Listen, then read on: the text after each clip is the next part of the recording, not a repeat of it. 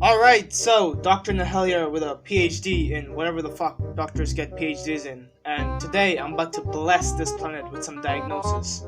Today we're gonna be talking about the term bronsexuals. If you follow sports in general, you probably heard of this disease, or seen this disease being used in a derogatory manner in the Instagram comment section or in some Instagram memes.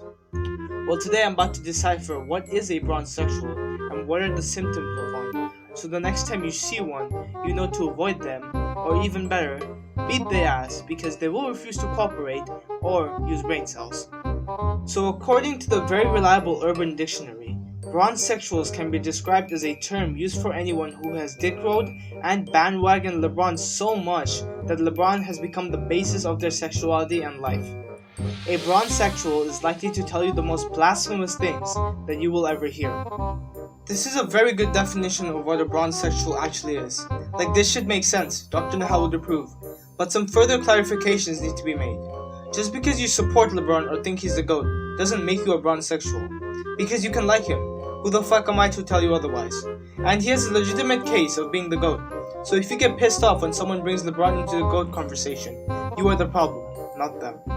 Alright, with that established, there are three key symptoms one will discover upon in conversation with a bronsexual. Number 1. The person refuses to accept any of LeBron's flaws. He's a dick rider, hence can be diagnosed as a bronsexual. A key example of this would be the 2011 NBA Finals. Dude was fucking trash. If you try to argue otherwise, you're on some of the good stuff.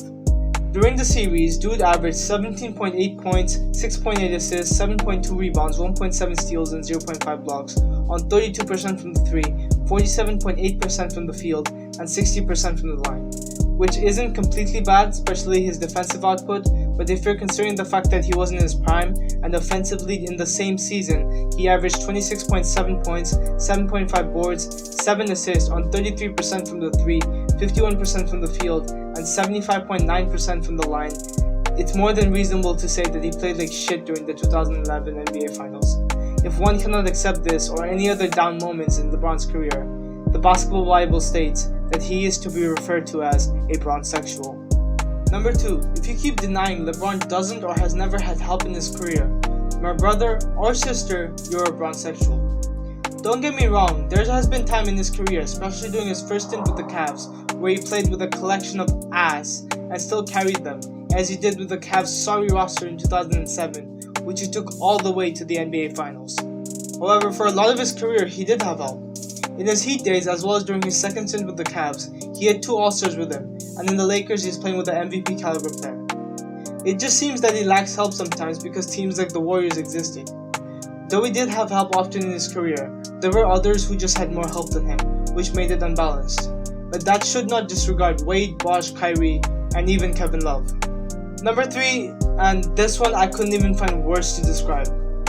These are shit people say that make you want to be deaf just so you wish you never heard them. These are things that people say or argue that makes them obvious bronsexuals. For example, if you give LeBron total credit for starting production companies, opening a school, and revolutionizing being a good dad, I got the perfect tutorial for you.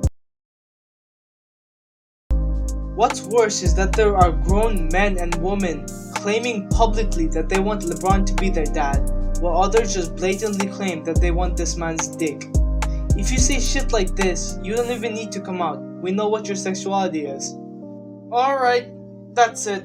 If you fall under any of these categories, I got some bad news to tell you. But don't worry, you can change. Change your way of thinking, add some logic, and apologize.